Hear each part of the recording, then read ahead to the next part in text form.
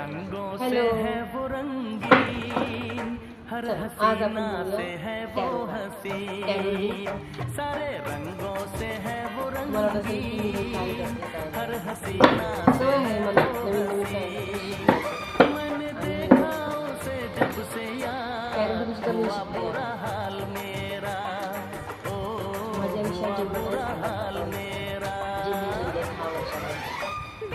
ते हे कॅरोलिनच्या मार्फत मला माहिती पडलं आणि आज मी तुम्हालाही ते शेअर करते.